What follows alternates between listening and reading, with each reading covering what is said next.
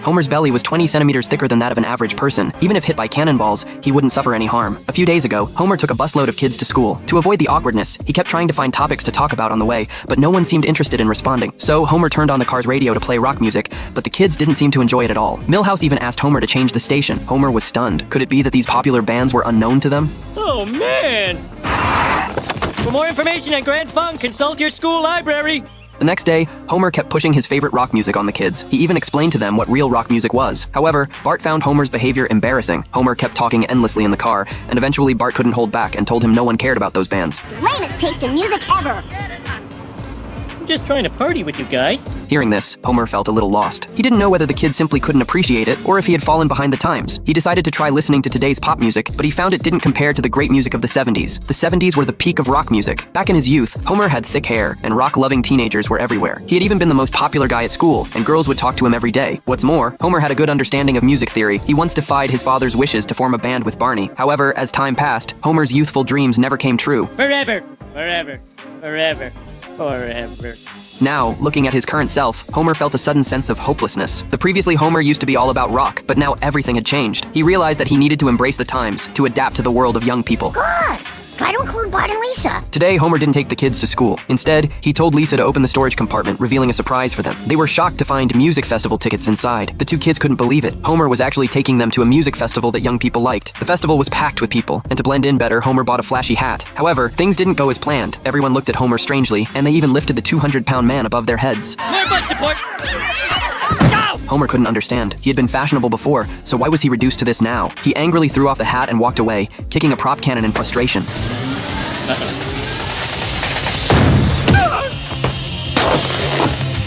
The ultimate prop for livening up the atmosphere was now broken. People started gossiping. Meanwhile, Homer only felt his stomach aching. At that moment, the event organizer approached Homer, saying that they had been looking for a fat guy who could be hit by a cannon. It turned out that Homer was exactly the person they needed. He was invited to join their upcoming tour. Who could resist seeing a big guy being hit by a cannon before the concert began? So, after Homer prepared, the cannon would fire at his stomach, and the audience would scream and clap. This strange stunt suddenly made Homer popular. People even started asking for his autograph. From then on, Homer gained many fans. All he had to do was stand in front of the cannon, and he would get endless applause. But none of that mattered as much as one thing. Homer had finally regained recognition. He had caught up with the trends and become the young and carefree Homer once again. One day, the organizer gave Homer some good news. Their next performance would take them back to Springfield. This was Homer's perfect chance to return home in glory. When he showed up, the people who had once looked down on him would see just how successful he had become. Homer felt reassured as he cracked open a drink to reward his big belly, but after finishing the drink, he started feeling strange in his stomach. The organizer explained that this wasn't a good sign. For Homer's safety, they suggested he go for a checkup. I'm sending you to a vet. My God! The vet looked at Homer's x-ray and shook his head. The doctor said his stomach had been damaged by the cannon. From now on, Homer couldn't be hit by cannonballs anymore. He wasn't even allowed to eat spicy food. If he took another cannon hit, he could face a risk of death. Homer was shocked, but quickly tried to remain calm, insisting it wasn't a big deal. Got any messages for Jimi Hendrix? Yes. Pick up your puppy.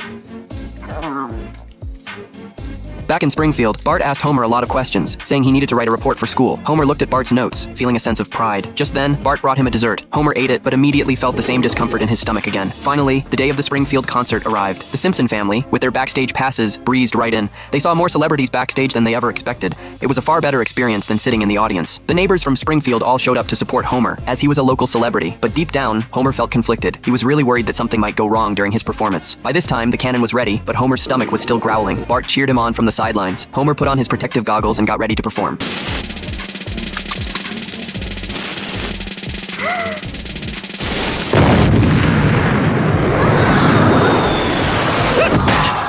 The neighbors of Springfield were disappointed. However, Homer walked straight to Marge and gave her a big hug. He admitted that in that moment, he suddenly really wanted a sandwich. Homer realized that rock music wasn't important to him anymore. Being with family was what really mattered. After saying his goodbyes to his colleagues, Homer drove home, but Bart felt that Homer's behavior was kind of boring. Homer smiled and said that being with family was far more important than trying to look cool. In fact, being conservative could also be a kind of style. Am I cool, kids? No. Good, I'm glad.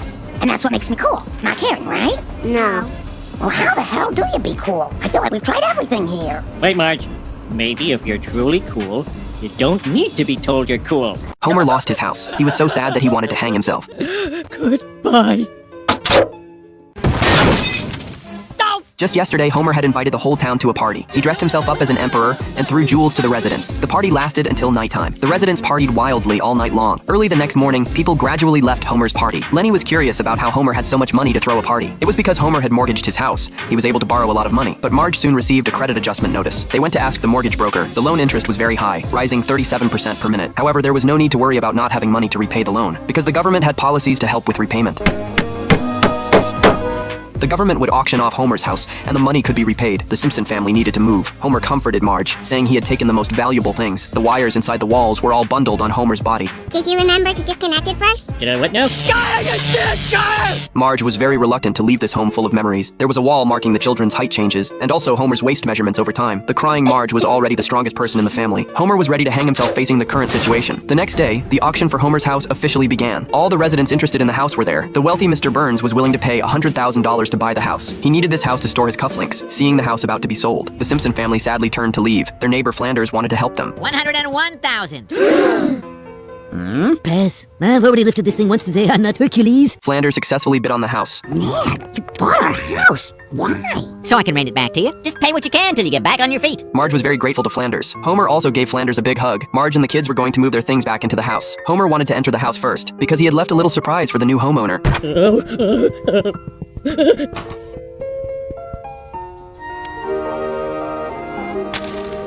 The Simpson family held a thank you party for Flanders and his children. They also took a group photo together. Evil triumphs again. Ow! After everyone finished eating, Marge was going to wash the dishes, but the kitchen faucet kept leaking. Homer very confidently came to fix the faucet. After careful observation, he discovered that holding down the handle would stop the leak. So he put the family cat on it. Flanders, as the landlord, decided to help fix the pipes. I'll just get my tools. Soon, Flanders had fixed the pipes. Flanders was getting ready to leave, but other pipes and wiring in the house also had problems. There was also a jar full of maintenance items to be done. It's so beautiful. No two are exactly alike, though many of them are very similar. Flanders had practically fixed all the pipes and wiring in the house. After doing all this, the house finally returned to normal. So, unless you have anything else for me. No, I'm just happy I can finally serve this cake. Our house is up to code. The exhausted Flanders received a call from Marge in the middle of the night. Nan, I think we have a gas leak. Flanders refused Marge because he needed to sleep now. Homer was very angry after hearing this. He believed that as a landlord, Flanders should solve the tenants' problems. Homer scolded Flanders and then hung up the phone. Marge! Don't forget to turn the chicken.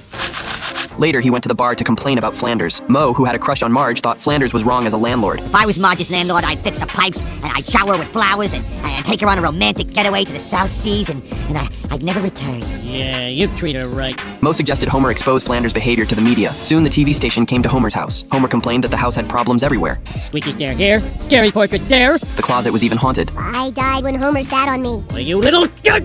I'm the victim here!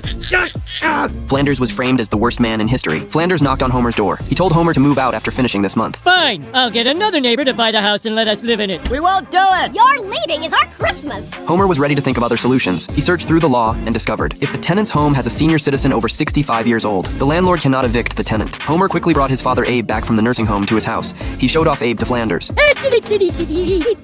Bart and Lisa stayed at home bored every day. Marge discovered that the law stipulated that keeping Grandpa at home could protect the house. The others could go out and play. Homer put on Abe's favorite war movie. He took the opportunity to take the kids out. The Simpson family played outside for half a day. They walked home happily, but found that all the things in the house had been moved out. How could this have happened? Because your father lives with me now. Flanders feeds me people food. Well, I can't compete with that. At night, Homer took his family to live in a shelter. Hundreds of people were sleeping there together. The children could only wear clothes donated by charities. Stop kicking, Bart. The kicking is the only toy I have. That's not true. You have bug bites you can scratch. Ugh, this is the lowest we've sunk. At this time, Flanders had already found new tenants. They were a polite young couple. When the couple was about to sign the agreement, the little dog suddenly brought over a picture frame. After Flanders saw the photo, he missed the Simpson family very much, although they always did excessive things. They also brought Flanders a lot of happiness. Just add my initials there. For he's a fabulous Flanders. There. Wish nobody be Oh, and there.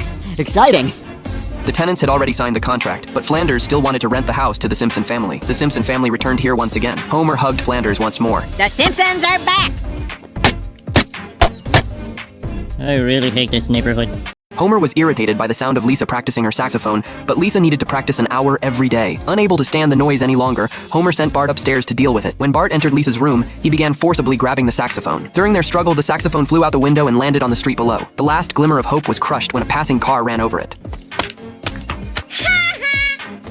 The saxophone was reduced to a pile of scrap metal. Lisa held it and quietly cried. To cheer Lisa up, Homer offered to break Bart's favorite possession as revenge. As a master of destruction, he even offered to break Maggie's favorite thing too. But none of this made Lisa happy. The saxophone had been with her for as long as she could remember, like an old friend. Seeing that Lisa didn't remember how she got the saxophone, Homer decided to tell her a little story. It was Bart's first day of school, and everyone had high expectations for him. Homer even had to pass along Grandpa Abe's words of advice to Bart. Homer, you're dumb as a mule and twice as ugly. If a strange man offers you a ride, I say take it. Lousy traumatic childhood. At the time, Bart was very excited about school life, but unexpectedly he only had to run on the lawn before being yelled at by groundskeeper Willie. From then on, Bart constantly played pranks on Willie. Homer got so absorbed in his storytelling that he and Marge sat at the piano and started singing together. Lisa asked what this story had to do with the saxophone. No! After drinking a can of beer, Homer gradually forgot he was supposed to be telling Lisa a story. Seeing Homer in this state, Lisa decided to have Marge tell her instead. Marge explained that after Bart started school, he had a hard time adjusting. He couldn't even recite the simplest letters of the alphabet. Marge noticed Bart's mood was very poor. He even drew a very disturbing picture. Realizing something was wrong with Bart's state of mind, Marge showed the drawing to Homer, who started praising it without even glancing at it. Oh, let's put Bart's beautiful drawing up on the fridge. Marge advised Homer not to be so obviously dismissive. Oh, all right. Realizing his son might have psychopathic tendencies, Homer became frightened. First thing the next morning, he tried to get Bart to play baseball with him, but Bart showed no interest. If a son didn't want to play with his father, that was truly serious.